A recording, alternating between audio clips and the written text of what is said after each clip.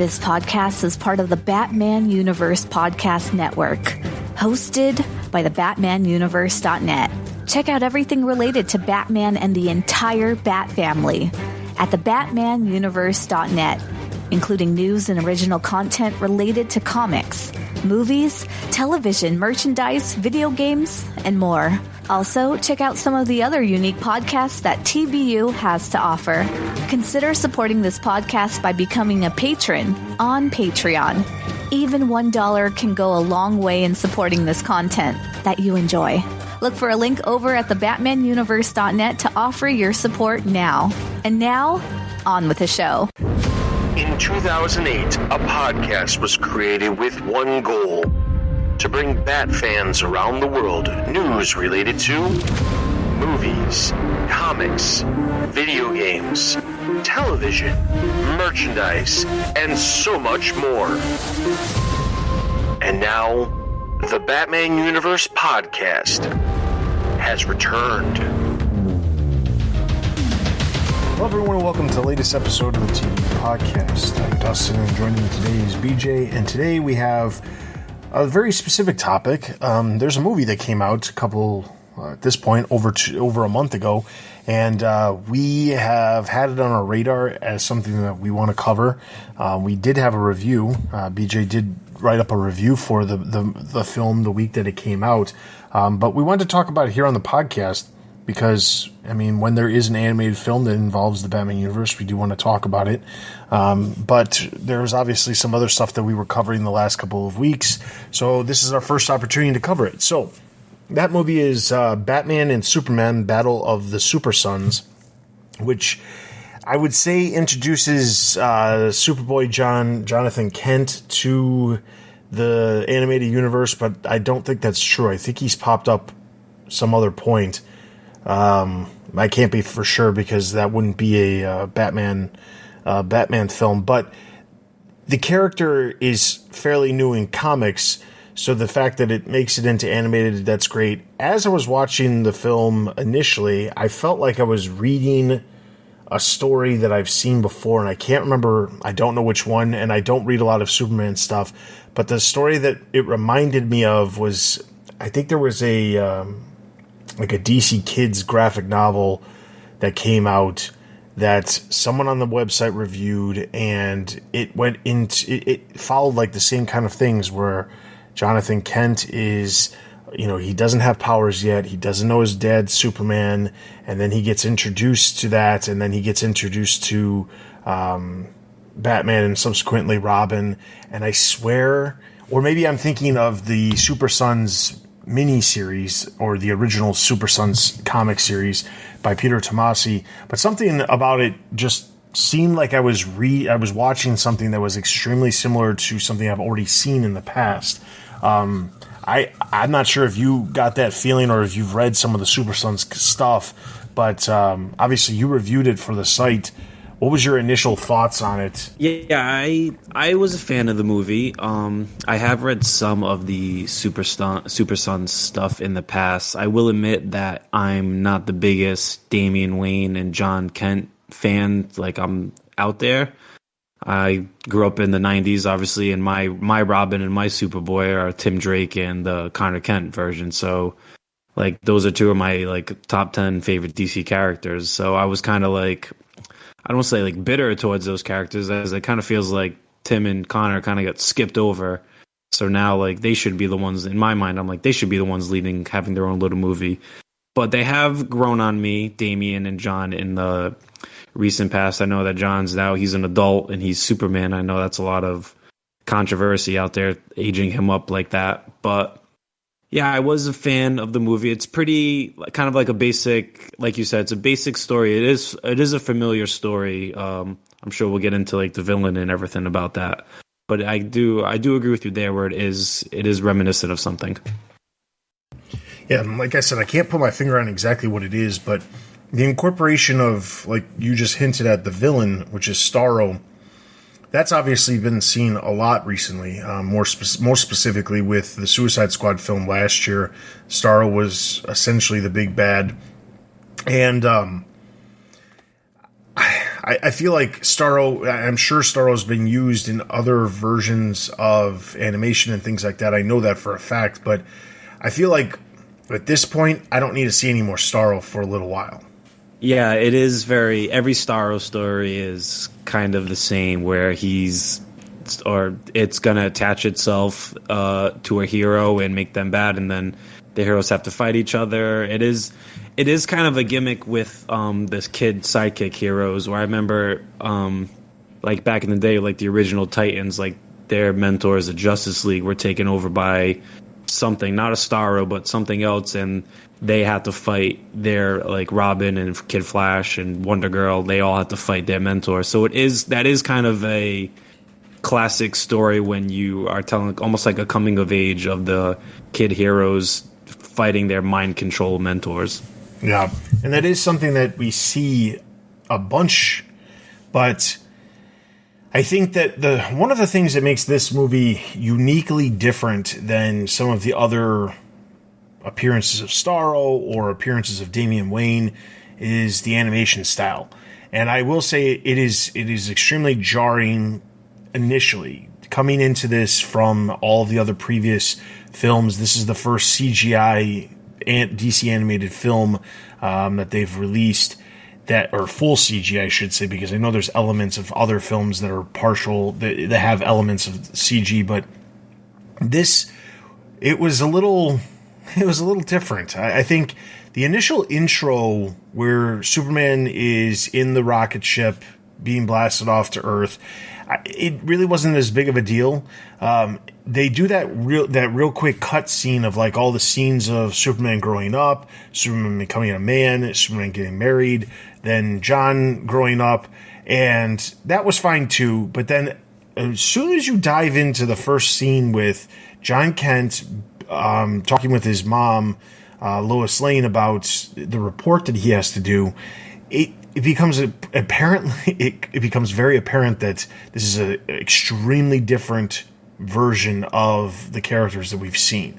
I will say it's jarring. I don't think it's bad necessarily. I think there's elements that I wish there was elements that, I don't know, I kind of like that classic animation style. The perfect example is if you watch Young Justice, that's like the perfect animation style for what I expect, mostly because the same person who created a lot of the stuff for the character designs and things like that for Young Justice, he also created a lot of the character designs for a lot of the DC animated films for a very long time. And they had this like basis to stick with, where it was a specific type of style. But it's not necessarily a bad thing. I think the problem that I have with the animation is when they do those far shots where it almost looks like there was a shot where John Kent is on his dad's back, and they're as Superman, they're flying through the sky, and there was a couple of scenes where like they're flying past things, and it looks like they're static pictures rather than them being an animated backdrop. And there's a very distinct difference when it comes to that, where, you know, I could take a picture off the internet and hold it in place and then put something moving in front of it, and that's not the same as an animated backdrop. It's just not. So that was probably the biggest issue I had with the CG, but the character styles and things like that, I didn't have a huge problem with those. It was more of the big background and the big backdrops to some of the action sequences and things like that. I thought the Batcave looked fine. Honestly, in some ways, it actually kind of reminded me of the Batwheels show that we talked about a couple episodes ago, because it is very much in that same vein of like very CG, very Pixar-y kind of theming when it comes to the Batcave. Yeah, I agree. If I had my choice, I would rather it be like the Young Justice style animation. It seems a little bit more solid, I would say. Like this CG, it was better than I thought it would be, because sometimes I think that like the characters can kind of look a little like dead behind the eyes, like there's just nothing there. They look like They look kind of creepy, and also there's no. Sometimes it feels like there's no weight to them, like you were saying, with John and Superman flying, where they kind of look, where it looks strange. I'll agree. Like I've been watching Beware the Batman recently. It's really the first time I've watched that show, and that's kind of the same CG style. And sometimes when a character's running, it looks like they're just kind of gliding across, and you don't really feel any weight to them. You don't even hear footsteps. And I think back to the classic animated series, the Bruce Timm animated series, where you could hear their footsteps and hear them running, and you could feel like they actually lived in the world. And sometimes in the CG style, kind of look just so bland and everything's so fake. But I think that this movie, it was better than I thought it would be. I didn't have a whole lot of expectations going into the film, mostly because I knew it was going to be disconnected from any of the previous animated stuff that we've seen or anything that we've seen recently, too, because they've done a lot of departures recently from the animated stuff. It's interesting because earlier this year there was Catwoman Hunted that we reviewed on the podcast. That didn't take place within anything and told its own story. We didn't review these at this point. Maybe we'll go back and we'll cover them. But obviously, there was the Long Halloween, the 2-part film that came out last year. That also didn't play into anything else. It was its own thing. They've done The Dark Knight Returns, which was its own thing. That's a little bit further back. But even some of the other more recent ones, they had the Kung Fu Batman one last year. They had Batman Ninja a couple years back. They've had some interesting ones. And I know that the Kung Fu one, as well as the Batman Ninja, weren't necessarily part of the DC animated films. But at this point, I don't know that it really makes a huge difference, considering we're getting a lot of different animation styles. We're getting a lot of different stories. There's not really a huge continuation of the characters and the stories. There are some of the same voice cast that's carrying over from one film to the other, but I don't know that it's entirely intentional that happens. I think that just is a happenstance. I mean, for this movie, Troy Baker voices Batman. Troy Baker's done a bunch of different stuff with Batman in the past, but nothing that you could say, yes, this film is clearly a continuation of something else that we've already seen. It's not that. That said, I still can completely understand why they would continue to use the same, I guess, batch of voice actors for the DC films, because it's easier to do it that way than having to discover somebody brand new and bringing them in and things like that. Cost-wise, I can understand why they would do it. Now, I have to wonder, though, to the future of DC animated films, what will be the future of DC animated films? Will we see some more CG stuff like this? Will we see just a continuation of a mixture of stuff? Classic animation style, CG, some of the other stuff that we've seen, like the Batman Ninja series where it's more anime style. Will we see more of that stuff? Or will this stuff just be kind of like the one-offs that we see every once in a great while? I know that some of the specific stories, like Long Halloween, they try to pay tribute to the art style of the original artist on the story. With Tim Sale's art, that they were you could tell from the art style of Long Halloween that the film was clearly pulling its style from Tim Sale's art, even if it wasn't exactly the same. And I completely understand why they would continue to do that.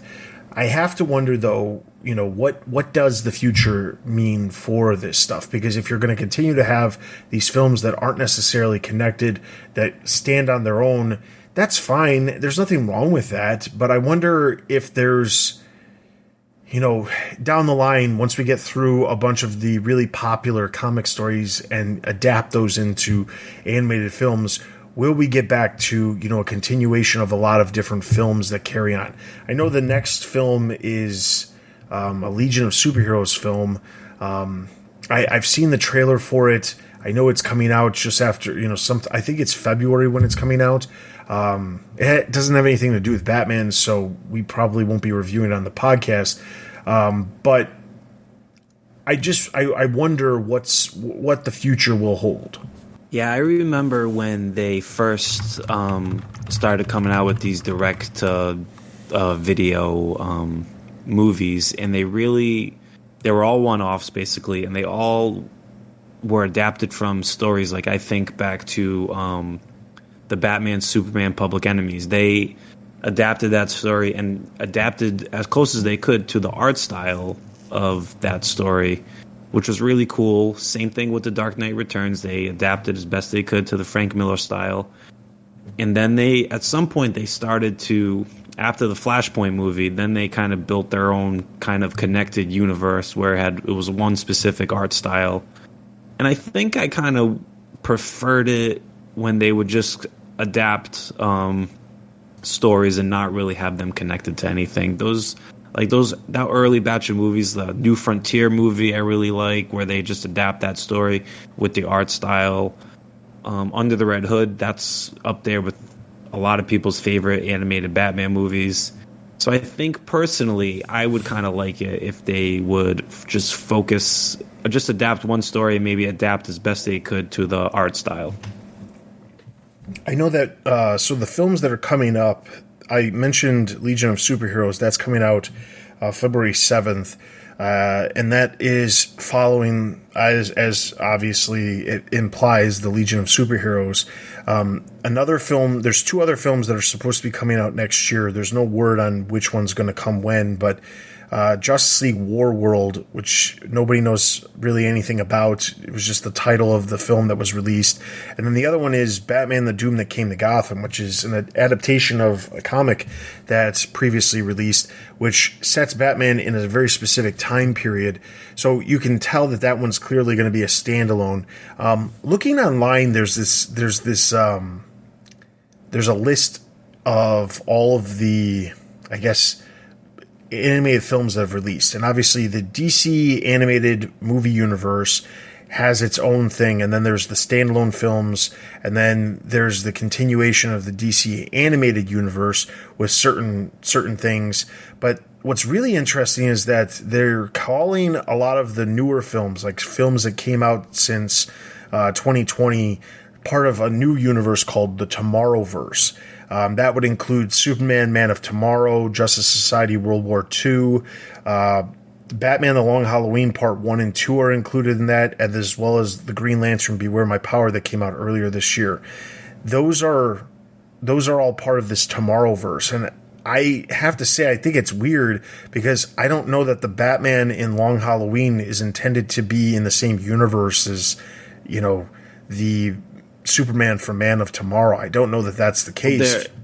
There is a post-credits in The Long Halloween where, like, Flash and Green Lantern, show up at the door in, a post-credit scene.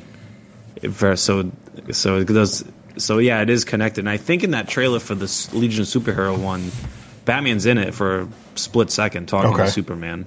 Yeah. So then there maybe is a new verse that they're focusing on, just with looser connections, because obviously this past year, the only one that Battle of the Super Sons is classified as a standalone. Catwoman Hunted is classified as a standalone. Last year's Injustice is a standalone. Other than the Long Halloween from last year and Justice Society World War II, there's nothing else besides Green Lantern from over 2 years worth of movies. So that's to say, that's not to say that they can't continue to do it. I would assume Legion of Superheroes is going to be part of it. Probably Justice League War World as well. That's what I would assume. The only other film that's out there that I know that has been announced, but I feel like it's in developmental hell right now, is the Milestone film, which was announced all the way back in October of 2021 at DC Fandom, where they said that they were going to be doing a film with Milestone characters. And I don't know that that's going to be part of any of the established universes. I mean, it'd be cool if it was, because they would introduce those characters to, let's say, this new Tomorrowverse, or it could just end up being a standalone thing where it's its own thing. But that's all that has been announced at this point. I know this topic comes up a lot, and I figured, why not? Let's just talk about it briefly here. What big Batman stories have they yet to adapt that you would like to see turned into a film? Wow. All right. Put on the spot here. So let's see. I mean, Nightfall obviously, but that's so tough to do. I think you would have to like split it over 3 films, really, with Nightfall, Night's End, Night Quest, all that. No Man's Land, like Cataclysm, that could be another one, but that's another one that you would have to have really multiple films. Yeah, so like those are like those big ones. I'm trying to think in my head. Do you have any? So while I well, No Man's Land is definitely up there. I mean, longtime podcast listeners will know that No Man's Land is one of my favorite stories of all time because it was one of the stories that brought me into the main continuity of Batman comics. I think it's a great story, but like you said, it's the same problem that you run into with Nightfall, where there's just too much to cover in one film. I feel like you could make No Man's Land like a 2-part film with Cataclysm and then No Man's Land, but I still feel like if you did that, Cataclysm doesn't need to have really a whole film, but No Man's Land definitely needs more than one, so it would probably just be No Man's Land Part 1 and Part 2. Nightfall, Night's Quest, Night's End, I think the story is like ripe for adaptation. But we've seen bits and pieces of it in live action, like here and there, but never just like a full thing. Yeah. And I do feel like there is a way to do it if it was like 3 films, but it would be the first film to legitimately be transferred, or the first comic story to be made into 3 parts, because they've never done 3 parts. They've only ever done 2 parts, and the 2-part ones that they've done have always been like really big Batman stories with Long Halloween, Dark Knight Returns. Those are the ones that they've done in the past where they've been broken up into 2. Thinking of some of the other ones, some other I think stories. a Robin Year One could be cool. Batgirl Year One, things like that, where it's Batman in it, but you focus on other people, part of the Bat family. I think that could be cool. I think those would be great, especially if you framed it in a way where they're telling kind of like a flashback story, where you can set it within the same universe as some of these, the new group of Batman films or whatever as part of this Tomorrowverse, but frame it in a way where you're like learning about the history of this character, Dick Grayson as he was Robin, but currently he's Nightwing. So you can explain why you're telling a story about Dick Grayson as Robin, but in the sense of, well, he becomes Nightwing and that's who he is. Because I think that would be an easy way to do it. Same thing with Batgirl. I think Batgirl Year One is, I think that one is probably a little bit more ripe for being adapted compared to Robin Year One, because I think that the format of the comic series is done in a way that will make perfect sense, just easily transferring it to film, but Robin Year One definitely works too. I'm trying to think of like some of the the big Batman stories. Killing Joke was an absolute letdown in my opinion. Oh, big time. That's a podcast for another day. Yeah, maybe. But that's one of the ones where like I wish they did a better job. Gotham by Gaslight, they adapted it and still changed a couple elements, but it worked, and I think that it was a good adaptation. The Doom That Came to Gotham is an interesting one that they're choosing to do because I've never read that. It's honestly one of those ones where you kind of have to get a little bit deep. You have to have already gone past Gotham by Gaslight, and because Gotham by Gaslight's not like a top tier graphic novel when it comes to Batman, but it's up there as one that people know, but it's not that big. And Doom That Comes to Gotham is even like lower on that list. I think there was a point very early on in the DC animated films where they were doing a lot of the Superman Batman stuff, the Jeff Loeb, Ed McGuinness stuff, and I thought those were done really well. I felt like they probably could have adapted a couple of those other stories, but I don't necessarily think I want them to go back to where they were before. More recently, like A Court of Owls, something like that. That I think that could be interesting too for an adaptation. I know the owls are in the video game that just came out, but that could be an interesting movie too. It honestly, Court of Owls is a weird one because there's so many different things they could do. They had the what was it, Batman and Son, which introduced Damian, but then also had the Court of Owls in it. I forgot about a couple years back. The one thing that I think would be really cool, and this will play into Gunn Watch a little bit later, is the story of the idea of like having the stuff that links to the main continuity universe of media. We know that James Gunn is supposed to be, working with not just film and not just television, but also animation. And it'd be interesting to see, like, after this year, if the animated stuff kind of ties into what they're doing with the overall media slate that they're working on. That's not to say that they absolutely will. A lot of animated films, they go into production a long time before they're even announced. In a lot of cases, the films that are announced, because they announce them every year at San Diego Comic-Con, the 3 for the following year. Every time they announce them, those films have probably already been being worked on for at least a year prior to that, because it just takes a while to actually produce some of these films. That said, looking back at some of the animated films, one of the ones that I thought was really good and had a lot of potential and is definitely an idea that's ripe for the picking is like when they did Batman Gotham Knight, the one that came out right around the same time as The Dark Knight, where it was like telling some stories within the Nolanverse with different animation styles. Put aside the animation styles and just focus on the story. They were doing a really good job of like enhancing that version of Batman by telling stories with characters that weren't necessarily ever going to pop up in the live action format that Nolan was doing.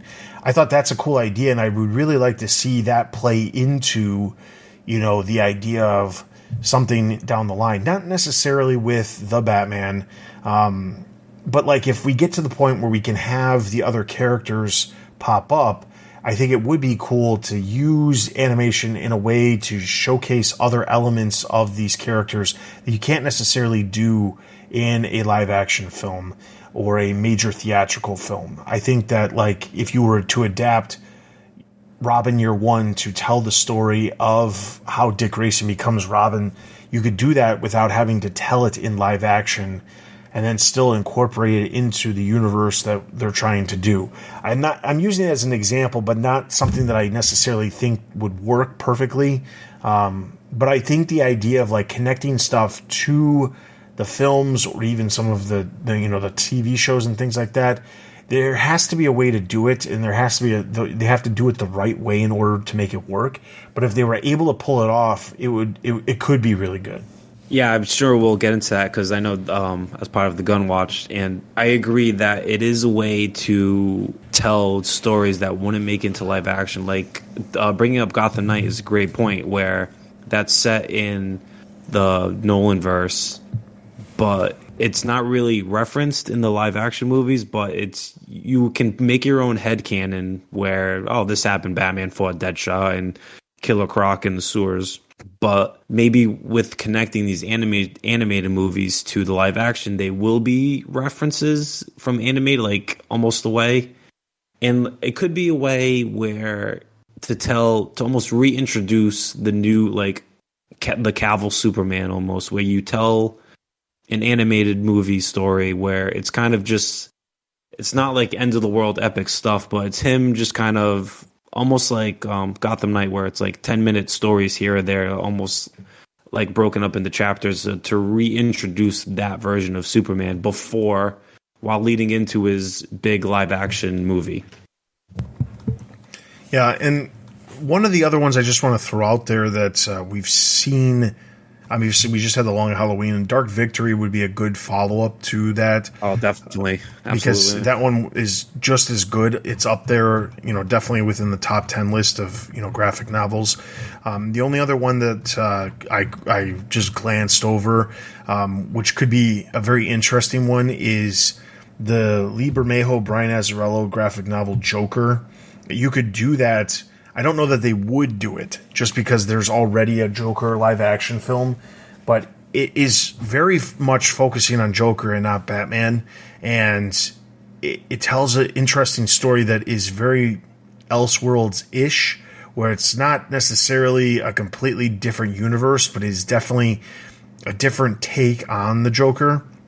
And that one would be very interesting as well. So I guess this is a good point. I mean, overall, I would say the film was not necessarily bad. I would give it a very average grade, probably like a 2 or a 3 out of 5. So we'll settle at a 2.5 for me. The animation style, you have to be okay with it. Out of everything that I've seen when it comes to any of the animated DC films, this is probably like my least favorite style. I hope that this isn't something that they keep doing or keep experimenting with, because I don't think it's great. I know that it is, my understanding is at least that it's cheaper to do this, which is understandable if it's a cheaper option. But I don't know that we need to do this, too often. I think the voice cast did a great job. The story was average. I don't think it was bad, but it was very generic, in my opinion.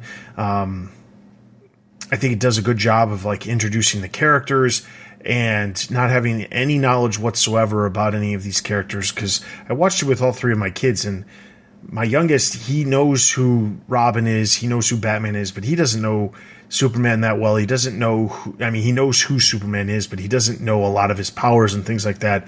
He had no idea who John Kent was, and he kind of was like, wait, Superman has a son? And they explained it well enough where somebody who's not familiar with it is going to pick up on it very easily. So that's important, and especially for these ones that are intended to be standalone, it's important to be able to establish the characters. There's certain characters that pop up like Martian Manhunter, Green Arrow.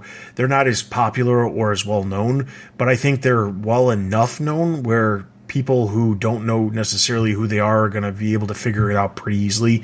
So I think as a film for somebody who is unattached to the mainstream DC stuff all the time, I think it works well. I think that for somebody who is entrenched in the DC fandom as much as we are, I think it's an average film when it comes to, when it compares to everything else. I don't think it's the worst, but I definitely don't think it's up there in the best of the group. Yeah, I was a little more positive than you on it. It grew on me as it went.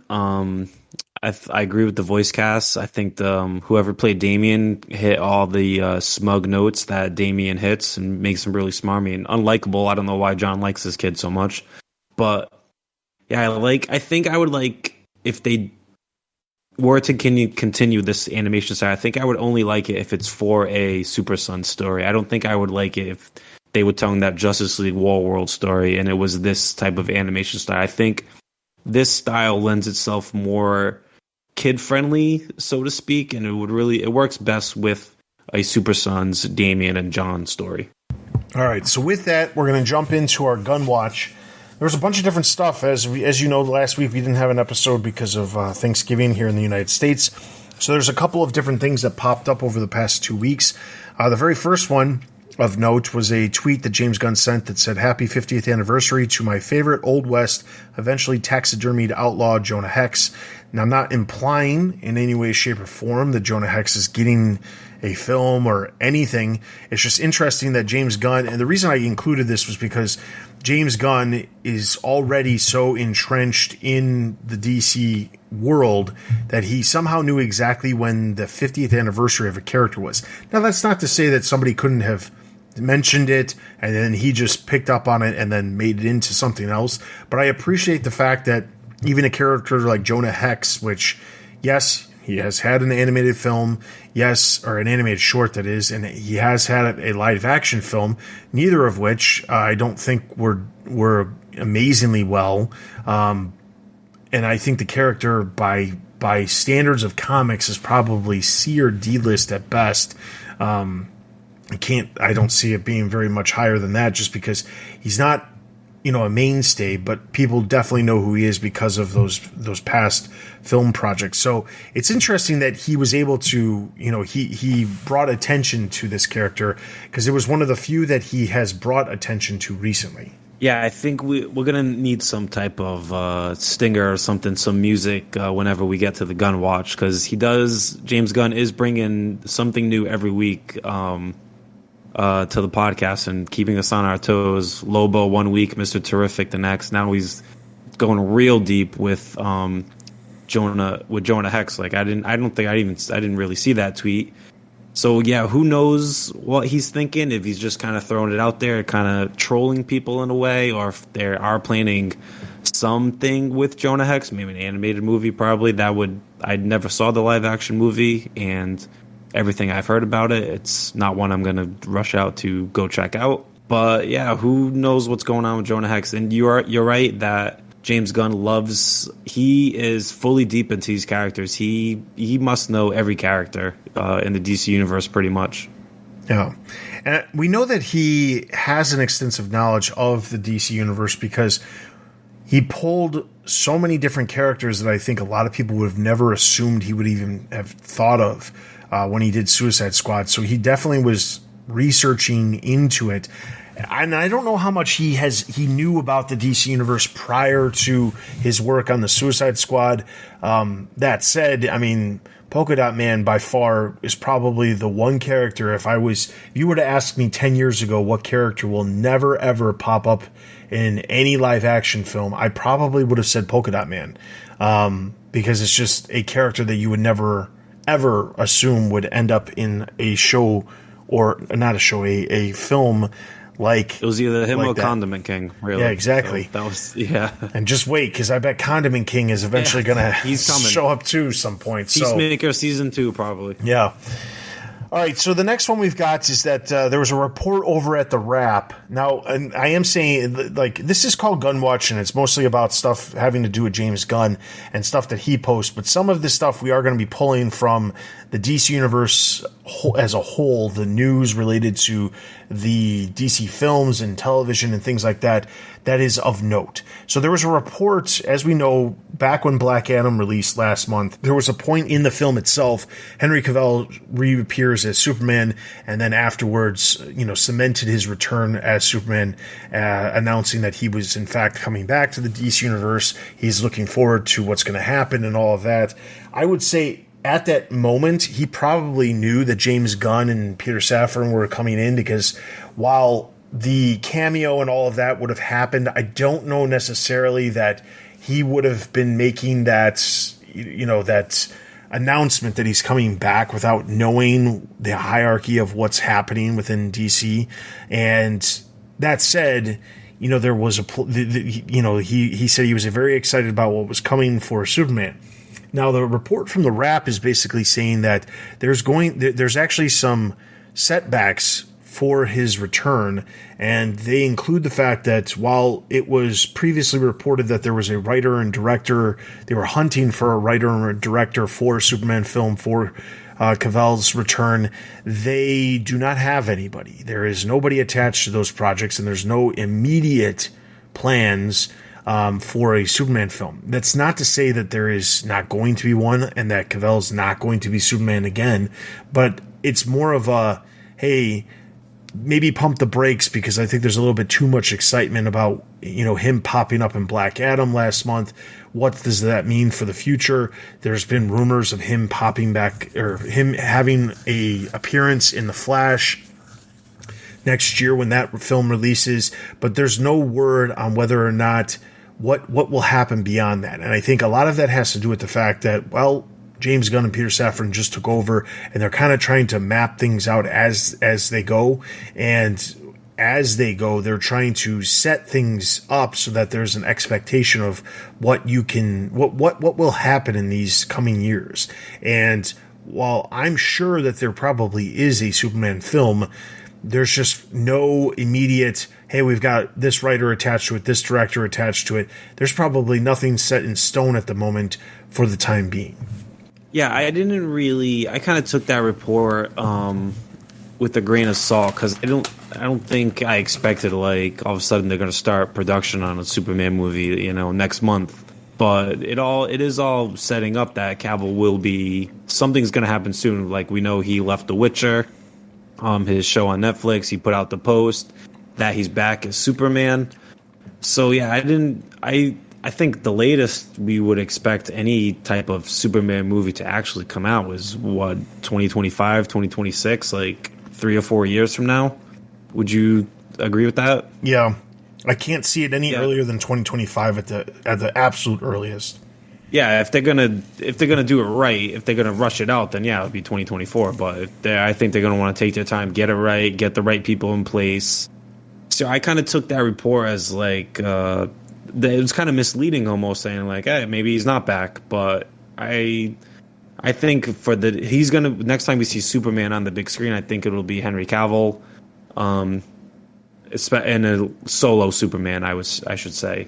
I think it'll be Henry Cavill.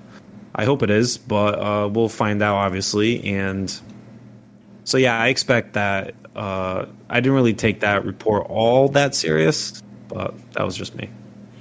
All right, and the next one was James Gunn was asked, there was a report from The Wrap that him and Safran were planning to reveal the new DC plans in the next 2 months, and he was asked if that was true, and his response was, yes, that is true. And specifically, he said revealing it to the Warner Brothers Discovery team, which means that while he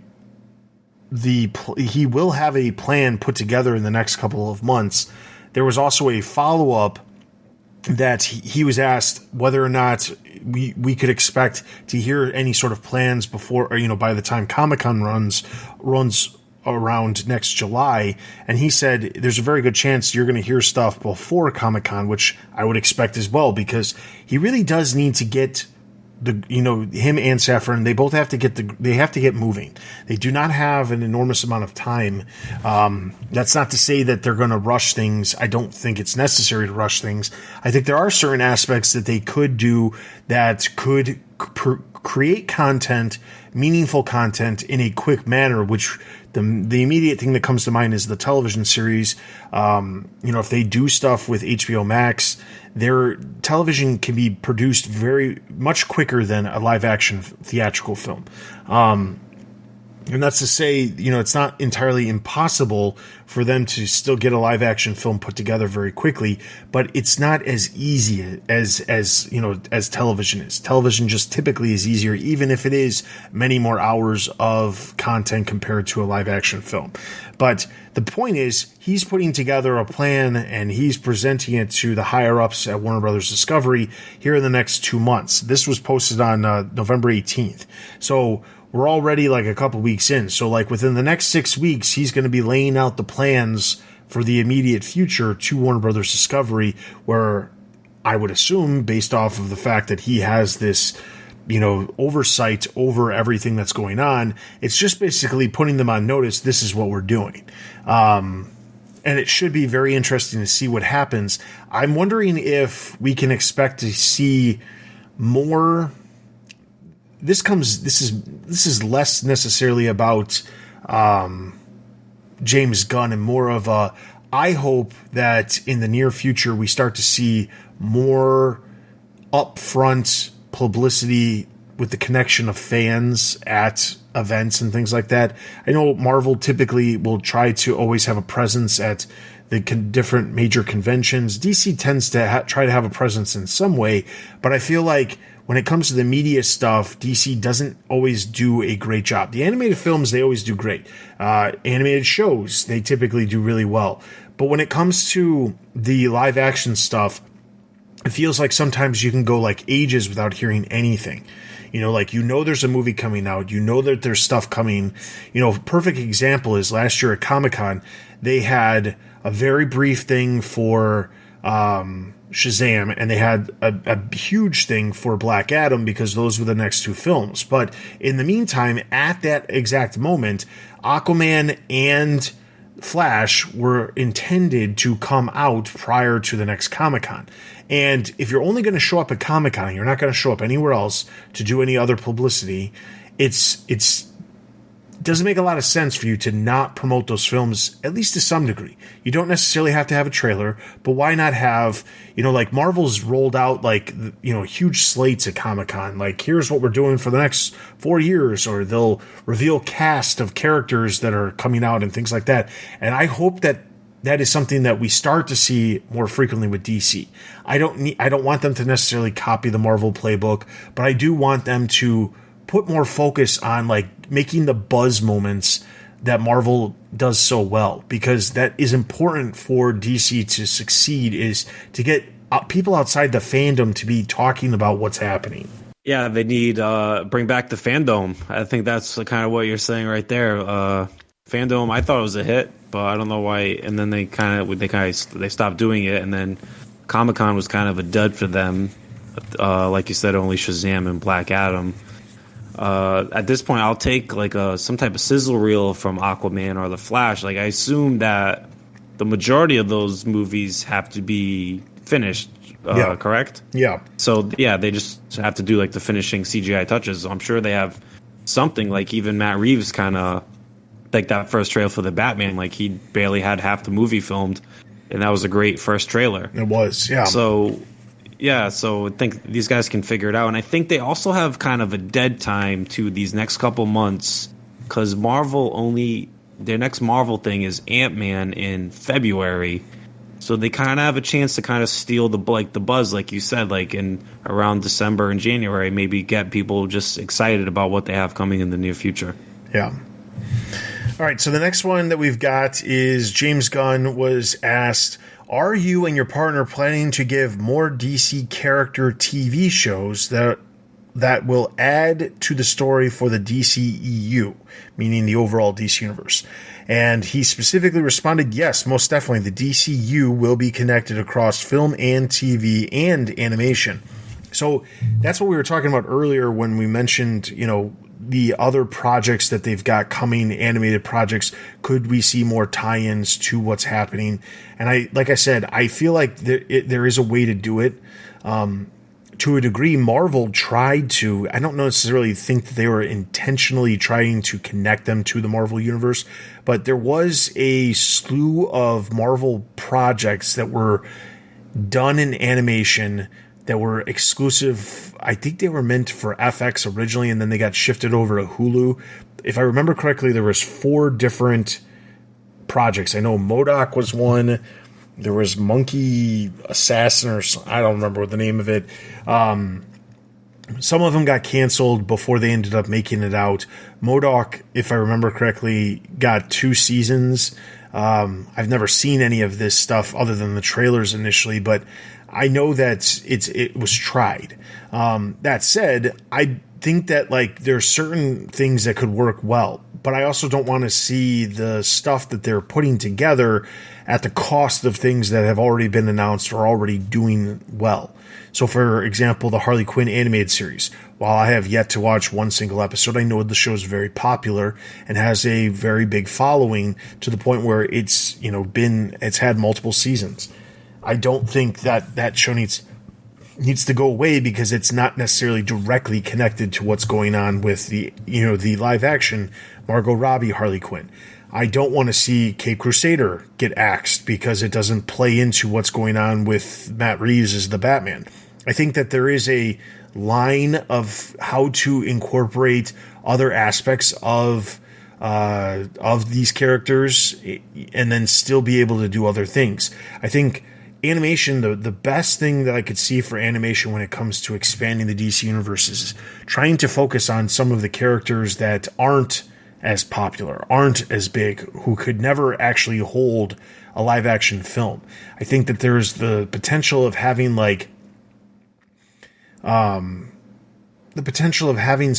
different projects where it's like almost like an anthology where you're introducing different characters who could eventually show up as supporting characters in the future. Like, imagine if you had an animated series that introduced Atom Smasher, and then you see Atom Smasher, the same version, maybe the same actor voicing, who voiced him in the animated feature or animated, episode or whatever, show up in Black Adam as Atom Smasher. I think that would be a really cool connection because it gives the ability to showcase more of these characters without having to focus too heavily on them in the live action film, when it's important to not have too much time taken away from whatever the story is that they're trying to tell. But I think that stuff like that could definitely enhance what they're trying to do in the mainstream media. Yeah, Gunn dropping that bit that animation will be shows, movies, and animation will be connected. Really, that opens up a lot of doors. Like we touched on it a little, like you said, the anthology stories introducing heroes that really wouldn't be able to carry their own show or carry their own movie, but maybe drop them in animation. You could see them pop up as supporting characters. They could go into Elseworld tales, really go crazy there, maybe really go bonkers there. I know Scott mentioned like Red Rain, like they could do a movie like that. Then all of a sudden you're watching some movie, all of a sudden the vampire Batman shows up. So they can really go, they really have every avenue is open there. That's what really blew my mind, hearing him drop that animation bomb. And I think that what was I? I'm blanking right now. Go ahead. I'm blanking right now.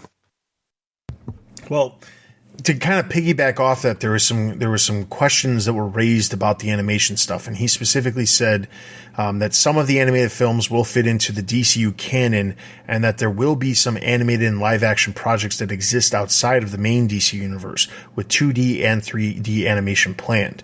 When asked about the comic side of things, Gunn tweeted, "Very open communication, as everyone knows. I'm a huge comic book fan, and I hope everything we do will lead to more people reading DC Comics and vice versa. But Peter and I are not in charge of the comics, just all filmed DC entertainment." So that's important to put out. He said that he will, in fact, continue writing and directing select DC projects, and they do have some sort of focus when it comes to games. They will be trying to do more connected, having games more connected to the DC universe as well. If they did anything in live theater or Broadway, it says that that stuff would be apart from the main DC universe as well. But for a perfect example of how sometimes just a few words can say a whole lot, he specifically just reiterated everything's going to be connected across film and TV and animation. And I think that's really important to note, that games take a very long time to put together. There are plenty of games that get put together very quickly, and they do not turn out to be very great. That said, I would not be holding, if you're somebody out there thinking, I cannot wait until they release a Matt Reeves Batman video game, don't hold your breath. Please don't, because you're probably gonna die. Because I just don't see that happening. And that's not to say that something like that could never happen, but I think that in today's world, the video games that actually are connected to films are they're so loosely connected. A good example, the DC Superhero Pets film that just came out, there was a video game that released for it. It was very standard. It wasn't very specific. You could just take the characters out and replace them with a different character, and you could be like, oh wait, that's a different type of game, a different game that I've seen a million times before. And that's true, because that's what happens with a lot of those animated games. That said, I would suspect that there could be a more heavier focus on gaming when it comes to trying to branch out and make other possible games and focus on other characters and things like that, because I think that's entirely, in a lot of ways, they can make a lot of money from successful games. And that's the one thing that, in my opinion, Marvel has not done very well. And that's mostly because Disney has a very bad track record with releasing games based off of their properties. They have a few hits here and there, but overall, they just do not have the greatest luck when it comes to creating games. There's lots of hype around certain games.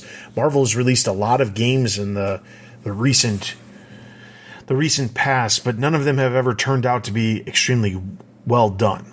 The one exception would be anything that's Lego related, because Lego related stuff always tends to be done very well because it's simple and it's intended for all audiences, and that's what makes it pretty successful. So, but I would expect there to be more focus on games. But the biggest thing is, I like the fact that he's acknowledging that things can exist outside of the main continuity of DCU, because there's no way. I mean, I say there's no way. There is a way to connect everything, but you're going to miss out on certain things that you can't do as part of the main DCU.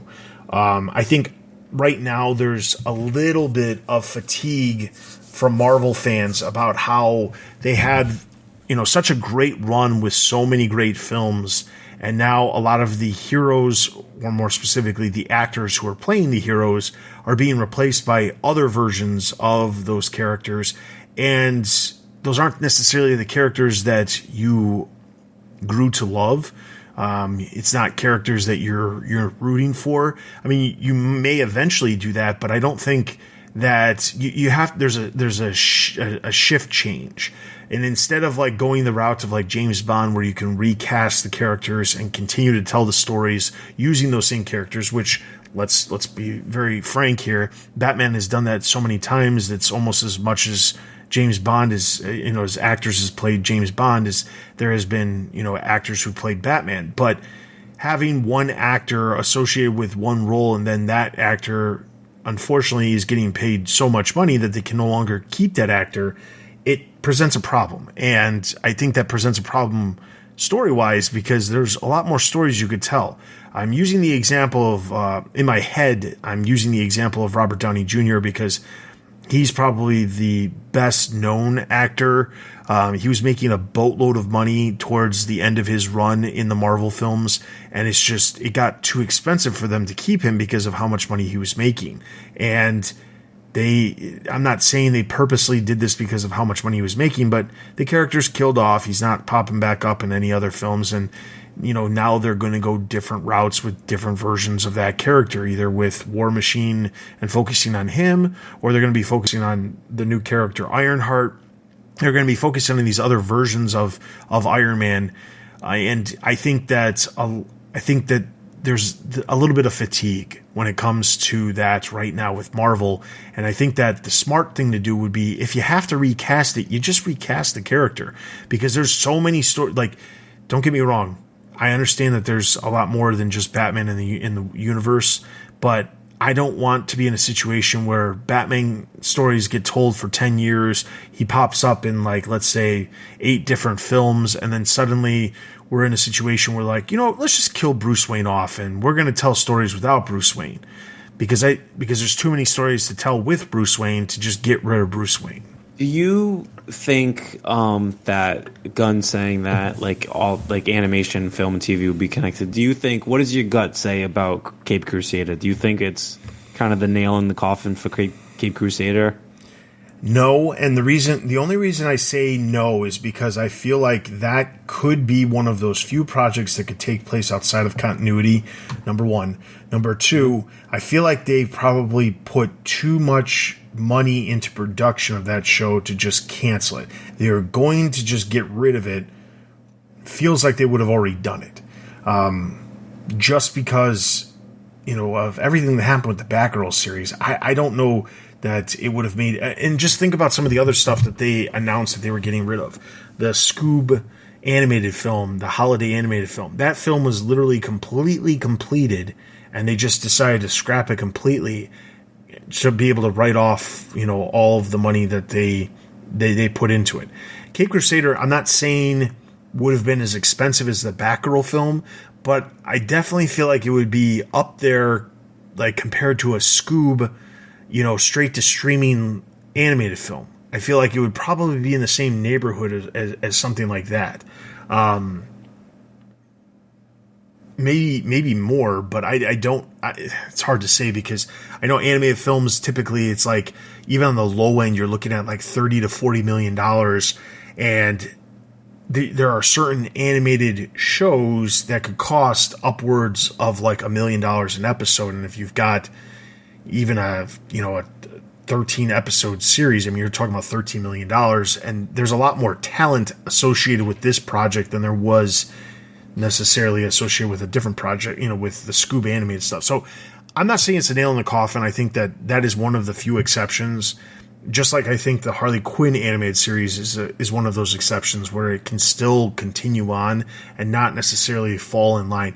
The important thing to point out here is there is a disconnect. While, yes, they want to have the DC Universe connected across these different mediums, there is going to be a necessity to still have content that's not part of it. Perfect example, Batwheels. That is a prime thing for a younger audience that achieves the idea of getting merchandise into young people's hands. I mean, let's be honest, that's what they're doing there. And you have to have stuff like that in order to keep young people interested. You can't, and the thing is, like, while the main continuity Batman could be dark, you cannot have every version of Batman be dark, because then you can't market anything towards kids. And I think that's important when just as a whole. It has to have, there has to be some exceptions to that continuity. So the fact that he's acknowledged that is the reason why I don't think Cape Crusader's, gone for sure. I hope you're right. I hope so. All right, so with that is the end of Gunn Watch. There's a lot of obviously to cover. I have a feeling going forward we're going to be doing a bunch of Gunn Watch, and our topic sometimes may not take as much time as Gunn Watch just because there's so much to cover with Gunn Watch. So look forward to that. And, BJ brought up a good point. Maybe we do need to get some stinger music in here. Yeah, we need something. Yeah, some sort excited. of entrance. We got to get some sort of intro. Bang, bang. Yeah. Gunn Watch. So I'll be trying to put something together for that here in the near future. Maybe we'll have it in time for Christmas as a nice Christmas present for all of our listeners. That said, be sure to check out our website, because we do have all kinds of content, news, original content, reviews, editorials, other podcasts, all related to the Batman universe, every aspect of it, whether it be movies, television, video games, comics, merchandise, all kinds of stuff. So be sure to check that out. Check us out on social media. We are on Twitter, Facebook, Instagram. We are on YouTube, Discord. All of our social links can be found at the top of the page over at thebatmanuniverse.net. You can send us an email at tbu@thebatmanuniverse.net. With any questions, comments, concerns, wherever you're listening to this episode, please leave comments. Those are always greatly appreciated, and we do find those comments and read them. In addition to that, if you're interested in supporting the podcast, check out the website. There's a spot that says Support TBU.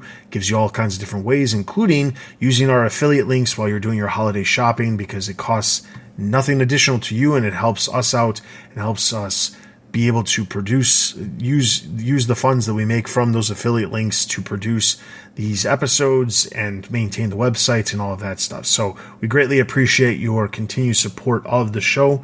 And with all that being said, for BJ and myself, this has been the Batman Universe Podcast. We'll see you guys next time.